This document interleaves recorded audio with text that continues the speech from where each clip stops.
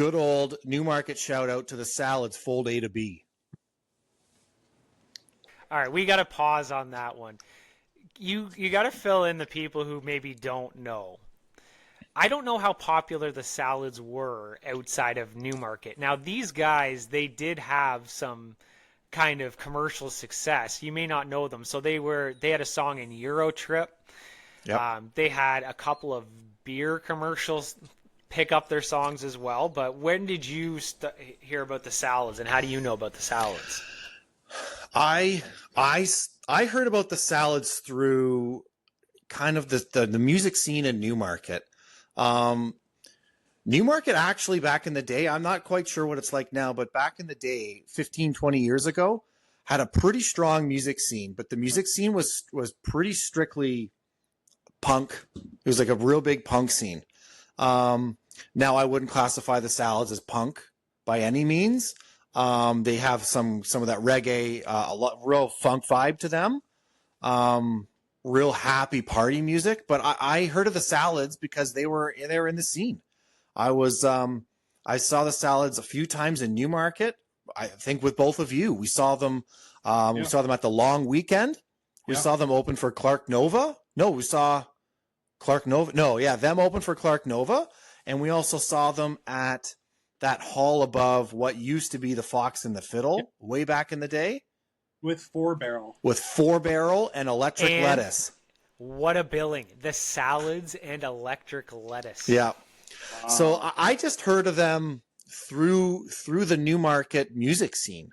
Obviously, and then seeing their CDs in HMV and Sunrise, and then also being from Newmarket, seeing them around town, and then hearing their songs on the radio and hearing their songs on beer commercials, and hearing their song "Get Loose" in EuroTrip which was a major.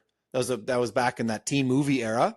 That was a big pickup for them. And then eventually, Dave, the guitar player for the Salads, ended up producing some of our music in Home in 8 Days and Save the City, and that's kind of just how I heard of them. And he had a direct influence on our band musically too, because he taught Harry how to play guitar. That's it. That's right. Andy, what do you remember from the Salads? Yeah, I remember. I remember going to all local shows and how in touch with the fans that were, and it was just they really connected with their local fan base. You know, they did have some international exposure, like you said, Jer, with the EuroTrip soundtrack and the commercials, and they played some big shows in Toronto and a couple New Year's Eve shows and kind of big shows and like that. And they were really good musicians also, very good musicians. Dave Zamba, very good, amazing guitar player. Grant Taylor, amazing drummer. Chuck, their bass player, very good. And Darren, Mr. D, incredible vocalist also. So just... They all meshed so well together. It just worked. It worked so well. So many different influences. Like they could be punk, they could be rock, they could be reggae if they wanted to. There's so much reggae influence in their music too, and it's just a lot of happy memories seeing them, and their albums are still in my regular rotation too. Full Day to Be, and also their album after that too was very good as well. Yep. Do you guys remember Libido?